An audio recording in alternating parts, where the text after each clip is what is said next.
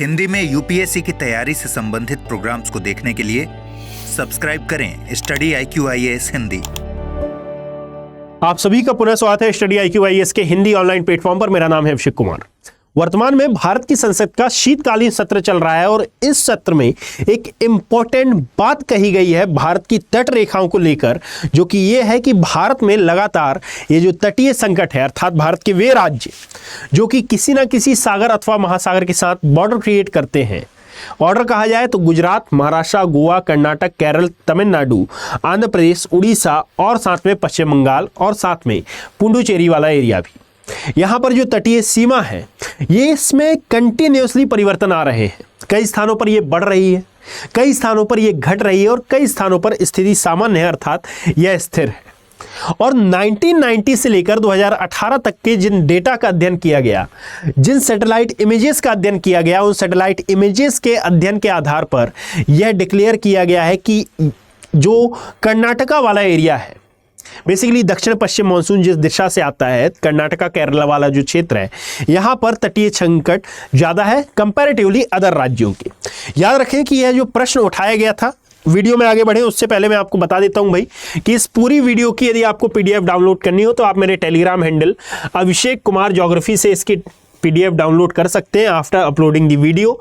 और यदि चैनल ढूंढने में आपको किसी प्रकार की समस्या हो तो आप इस QR कोड को भी स्कैन कर सकते हैं। और यदि फिर भी आपका कोई डाउट रह जाता है तो आप मुझसे कनेक्ट हो सकते हैं इन सोशल मीडिया अकाउंट्स पर। यह है मेरा इंस्टाग्राम अकाउंट और यह है मेरा फेसबुक अकाउंट, यहाँ पर भी आप कनेक्ट हो सकते हैं। चलिए आगे बढ़ते हैं कि यह जो प्रश्न उठाया गया था, एक्चुअली लोकसभा सांसद जिनका नाम था ब्रजेश चौटा, इनके द्वारा यह प्रश्न उठाया गया था।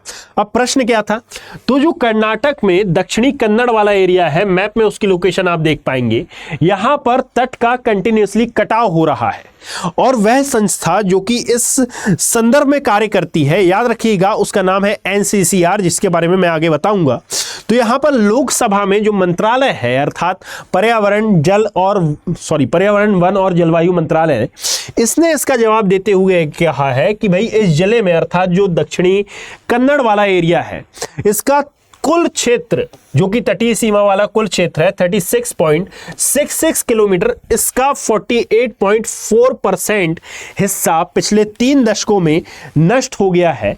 अर्थात तटीय संकट वाकई में भारत में मौजूद है और इसको रोकने के लिए हमें किसी ना किसी प्रकार के कार्य करने चाहिए। ऐसा नहीं है कि हम अभी तक कार्य नहीं करते थे, परंतु अब एक्टिवली कार्य करना चाहिए, क्योंकि अभी तक तटीय संकट को देखकर या फिर तटों के कटाव को लेकर किसी भी प्रकार का उतना अधिक ध्यान नहीं दिया गया। उतना अधिक दिया गया परंतु उतना अधिक नहीं दिया गया। जैसे बायोडायवर्सिटी पर हम काम कर रहे हैं, एनवायरमेंटल लॉस पर हम काम कर रहे हैं, तो तटीय संकट को लेकर अभी इतना वृहद स्तर पर किसी भी प्रकार का कोई भी कार्य नहीं किया गया। अब जब दक्षिणी कन्नड़ में यह समस्या देखने के लिए मिली तो इसका जो आंकलन है ये वृहद स्तर पर किया गया, यानी कि नेशनल लेवल पर। तो नेशनल लेवल पर जुटाए हुए डेटा से मालूम चलता है कि जो भारत की कुल 33.6% तट रेखा थी, इसका क्षरण हुआ है, परंतु कुछ एरिया ऐसे भी है जहां पर इनमें वृद्धि देखी गई है और कुछ एरिया ऐसे हैं लगभग 40% के समथिंग जो कि स्थिर अवस्था में बने हुए हैं। अब यदि कर्नाटक को देखें तो कर्नाटक वैसे तो इन सभी मामलों के प्रति बहुत ज्यादा सजग रहता है ना, और सजग होने के कारण यदि नेशनल लेवल पर हम देखें तो इसकी स्थिति बहुत अच्छी थी। यानी कि कर्नाटक का जो एरिया है यहां पर उतने तटीय क्षरण की समस्या देखने के लिए नहीं मिली, परंतु जो दक्षिणी कन्नड़ वाला क्षेत्र है, बस यहां पर स्थिति थोड़ी सी चिंताजनक थी और इसीलिए ये हेडलाइन बन गया और साथ में इसी के लिए जो कर्नाटक है वो हाईलाइट हुआ। परंतु इसका जो पर्सपेक्टिव है कि यह न्यूज़ क्यों इंपॉर्टेंट है, क्योंकि कहीं ना कहीं इस एक्टिविटी के लिए रिस्पॉन्सिबल जो कारण है ये नेचुरल भी है और साथ में ये मानव निर्मित भी है। नेचुरल रीजंस को हम जानते हैं, मानव निर्मित रीजंस को भी हम जानते हैं, और इन दोनों को यदि कंबाइन कर दिया जाए तो हम जानते हैं कि जलवायु परिवर्तन और वैश्विक तापन के कारण इनडायरेक्टली रूप से ये घटनाएं प्रभावित हो रही हैं, अर्थात ये घटनाएं घटित हो रही हैं और इसीलिए इनको कंट्रोल किया जाना, अर्थात जलवायु परिवर्तन और वैश्विक तापन को कंट्रोल किया जाना अति आवश्यक हो जाता है। अब जरा समझिएगा कि ये घटनाएं किस प्रकार से और किस हद तक मानव जीवन को प्रभावित कर रही हैं, इन न्यूज़ के आधार पर हमको मालूम चलता है।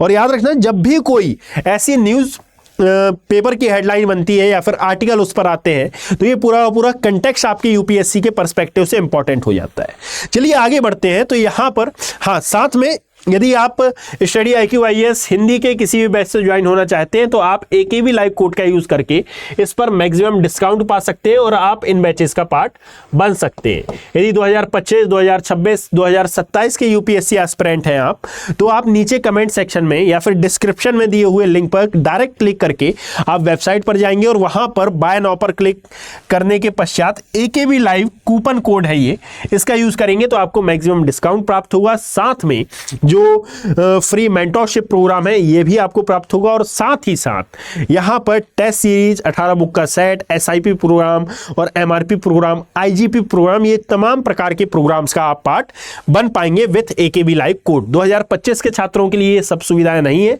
केवल कोर्स कंप्लीट कराया जाएगा, परंतु 2026 और 27 के छात्रों के लिए ये सुविधा अवेलेबल है। तो यदि अभी तक आपने बैचेस ज्वाइन नहीं किए तो जल्द से जल्द आप इन बैचेस को ज्वाइन कर सकते हैं। देखिएगा, धीमी आपदा का मतलब यह है कि जो भारतीय राष्ट्रीय महासागर सूचना एवं सेवा केंद्र है, इसने भारत की मुख्य भूमि के लिए इसे एक बहु खतरा बताया है। अर्थात आगामी समय में ये तट रेखा नष्ट ना होकर इसकी जो लंबाई चौड़ाई ये सब है इसमें परिवर्तन हो सकता है और यदि इसमें परिवर्तन हुआ तो नो डाउट भाई यहाँ पर रहने वाली जो बायोडाइवर्सिटी है, यहाँ पर रहने वाला जो जनजीवन है, यह भी कहीं ना कहीं प्रभावित होगा। क्योंकि एक्चुअली जो तटीय क्षेत्र है वो हमारे लिए इकोनॉमिकली भी बहुत ज़्यादा इंपॉर्टेंट है, टूरिस्ट के हिसाब से भी बहुत ज़्यादा इंपॉर्टेंट है और वास्तविकता में इंपॉर्टेंट है भी। और यदि ये नष्ट होते हैं तो कहीं ना कहीं इन सभी जो पहलू हैं उन पर नेगेटिव इंपैक्ट देखने के लिए मिल सकता है। अब याद रखना कि एक संस्था है जिसका नाम है NCCR, national centre for coastal research. ये तटीय क्षेत्रों पर होने वाले परिवर्तनों और वहां पर क्या क्या एक्टिविटीज हो रही हैं, प्राकृतिक और मानव निर्मित, दोनों के अध्ययन करने वाली एक संस्था है। इसने भी दक्षिणी कन्नड़ के बारे में बात कही है जो हमने पीछे रिपीट कर ली। 1990 से लेकर 2018 तक के क्षरण के बारे में यह बात की गई है और इन्होंने यह भी बताया है कि भाई विभिन्न प्रकार के ये मानचित्र जारी करती है ना। जैसे 1990 से लेकर 2018 तक का इन्होंने एक मैप जारी किया था।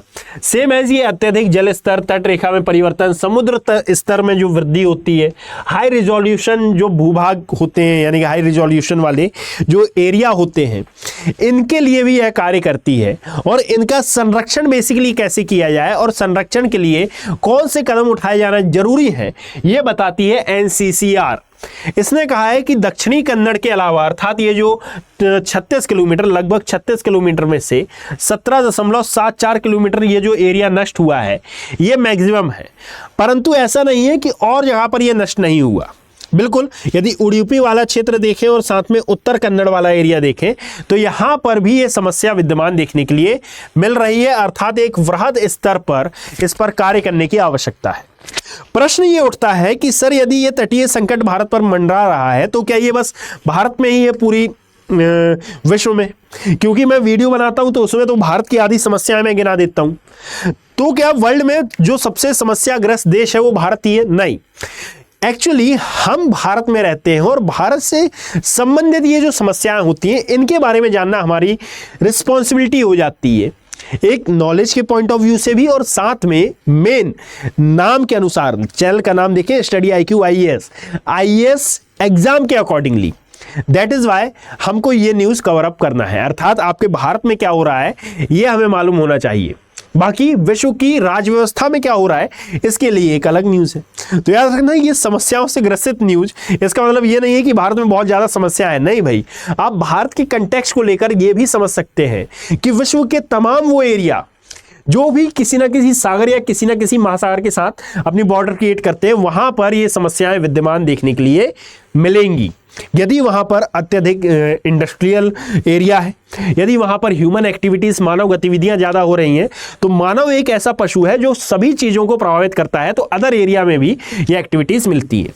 याद रखें कि इसके कारणों पर यदि हम बात करें तो जलवायु परिवर्तन के कारण जो ग्लेशियर पिघल रहे हैं, ग्लेशियरों के पिघलने के साथ साथ जो ध्रुवीय क्षेत्र हैं ये पिघल रहे हैं और इसके कारण जो समुद्र का जलस्तर बढ़ रहा है, ये समुद्र का जलस्तर बढ़ना एक मेन समस्या बना हुआ है और इसके कारण जो तटीय क्षेत्र है वहां पर तूफानी लहरें और साथ में बाढ़, ये तमाम प्रकार की एक्टिविटीज हो रही हैं और इसका एक मेन कारण है जलवायु परिवर्तन। और वैश्विक तापन। अब कई बार हम ये कर देते हैं कि इन क्षेत्रों का खनन भी कर देते हैं। यहां पर रेत खनन की बातें आपने बहुत बार अवश्य सुनी होंगी।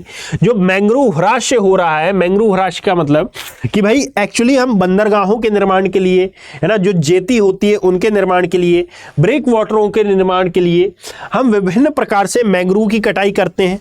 और यदि मैंग्रोव नहीं होता तो हम वहां पर इंफ्रास्ट्रक्चर बनाकर तटों की जो लेंथ है उसमें कहीं ना कहीं हम परिवर्तन करते हैं, अर्थात लंबाई चौड़ाई, है ना। तो यहां पर इकोनॉमी भी प्रभावित होती है और टूरिज्म भी प्रभावित होता है, अर्थात मैंग्रोव की कटाई, क्योंकि ये आवश्यक मानी जाती है चक्रवाती गतिविधियों को रोकने के लिए। और जब मैंग्रोव की कटाई की जाती है तो चक्रवाती गतिविधियों की इंटेंसिटी, अर्थात इनके द्वारा पहुंचने वाली हानि में वृद्धि होती है। और यदि इनके द्वारा पहुंचाई जाने वाली हानि में कहीं ना कहीं वृद्धि हो रही है तो यह भी एक रिस्पॉन्सिबल कारण बनता है। और इसके आर्थिक और सामाजिक नतीजे हमारे सामने कुछ इस प्रकार प्रकट होते हैं कि भाई कहीं ना कहीं ये बुनियादी ढांचे नष्ट हो जाते हैं इसके कारण। यानी कि ये जो सड़क, आवास, बंदरगाह है, इन पर भी इंपैक्ट पड़ेगा और जो अन्य व्यवसाय हैं उन पर भी इसका नेगेटिव प्रभाव हमको देखने के लिए मिल सकता है। तो इसको आप इस टेलीग्राम चैनल से डाउनलोड कर लीजिएगा भाई पीडीएफ को, और इस वीडियो के नोट्स अवश्य बनाइएगा। ये मेरी आपसे रिक्वेस्ट है। कारण ये है कि इस टाइप के जो कंसेप्ट होते हैं ये करंट के कंसेप्ट के हिसाब से क्वेश्चन आते हैं यूपीएससी प्री और मेंस दोनों में ही। धन्यवाद। हिंदी में यूपीएससी की तैयारी से संबंधित प्रोग्राम्स को देखने के लिए सब्सक्राइब करें स्टडी IQ IAS हिंदी।